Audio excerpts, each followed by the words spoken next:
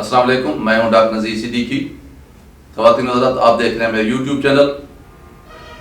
پچھلے کافی دنوں سے پاکستان میں ایک بحث ہو رہی ہے کہ کیا پاکستان کو اسرائیل کو تسلیم کرنا چاہیے یا نہیں کرنا چاہیے۔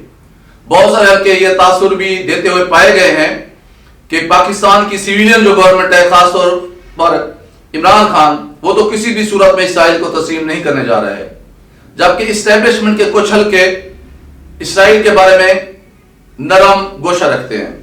اس سلسلے میں دو اینکرز کا نام بھی لیا جا رہا ہے جو کہ اسٹیبلشمنٹ کے ساتھ جڑے ہوئے ہیں، ان کا پس منظر اس طرح کا ہے، جس میں مبشر لقمان صاحب اور کامران خان صاحب ہیں، جنہوں نے اسرائیلی میڈیا میں جا کے انٹرویو بھی دیا ہے اس حوالے سے۔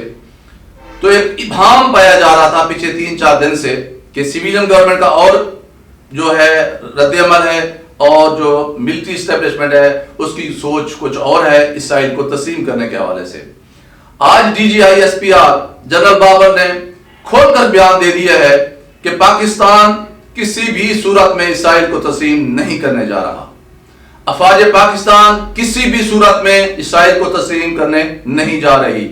حتیٰ کہ انہوں نے یہ بھی کہا ہے کہ فوج میں یہ بات بھی ہوئی ہے کہ اگر سعودی عرب بھی اسرائیل کو تسلیم کر لے تو پھر بھی پاکستان اسرائیل کو تسلیم نہیں کرے گا۔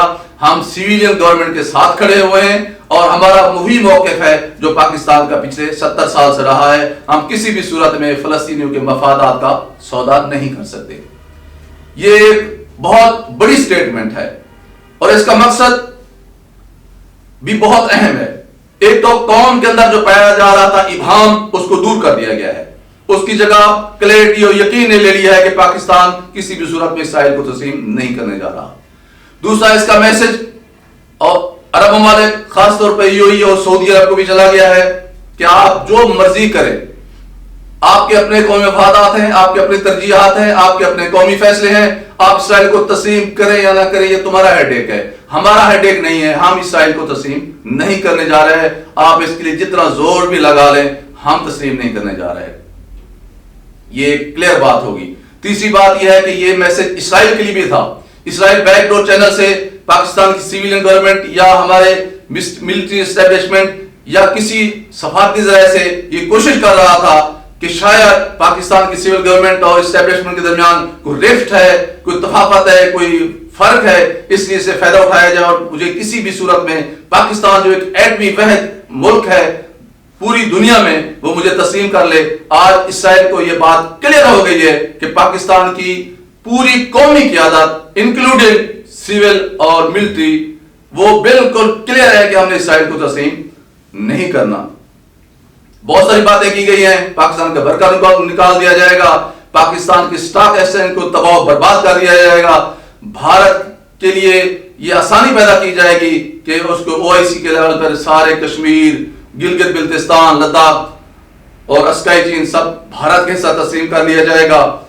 لیکن پاکستان نے جو پچھلے کچھ ہفتوں سے ایک پالیسی اپنا رکھی ہے، وہ اس کے ماضی کے برعکس بالکل شفافیت کی مظہر ہے، کہیں اس میں ابہام نہیں ہے، اور پاکستان نے یہ واضح کر دیا ہے کہ اب ہم کسی کے جو ہے وہ غلام نہیں بنیں گے، کسی کی تابع داری نہیں کریں گے، ہم وہی کریں گے جو ہمارے قومی مفادات کا تقاضا ہوگا۔ اور ہمارے قومی مفادات کا تقاضا یہ ہے کہ جب تک کشمیر اور فلسطین جن دونوں ایشوز میں مماثلت پائی جاتی ہے، جب تک یہ حل نہیں ہو جاتے، ہم کسی بھی صورت میں اسرائیل کو تسلیم نہیں کرنے جا رہے۔ یہ ایک بہت اچھی سٹیٹمنٹ ہے اور بہت برعکس سٹیٹمنٹ ہے، جس کے نتیجے میں اسرائیل کو میسج مل گیا ہے، امریکہ کو میسج مل گیا ہے اور ان عرب ممالک کو بھی میسج مل گیا ہے جو یہ سوچ رہے تھے کہ ہم دباؤ کے ہتھ کنڈے استعمال کر کے ماضی کی طرح پاکستان سے اپنا موقف جو ہے تسلیم کروا لیں گے۔ آج انہیں اس سلسلے میں پوری مایوسی ہوئی ہوگی، لیکن پاکستانی قوم آج پرجوش ہے، یکسو ہے، اور اس سٹیٹمنٹ کے بعد اس کی یقین کی کیفیت مزید سر بلند ہو گئی ہے۔ دوستو، آپ سے گزارش ہے کہ میرے YouTube channel doctor Nazir Siddiqui کو اور ماشاءاللہ لائف سٹائل چینل کو ضرور سبسکرائب فرمائیں، بیل آئیکن کو ضرور دبائیں تاکہ میری تمام جو ویڈیوز ہیں وہ آپ دوستوں کی خدمت میں پہنچتی رہیں۔ اور آپ سے گزارش ہے کہ اپنا خیال رکھیے، اپنے اڑوس پڑوس کا خیال رکھیے، اور سب سے بڑھ کر میرے اس پاکستان کا خیال رکھیے جس کی چھت تلے ہم آسودگی کا سانس لے رہے ہیں۔ بہت شکریہ، السلام علیکم۔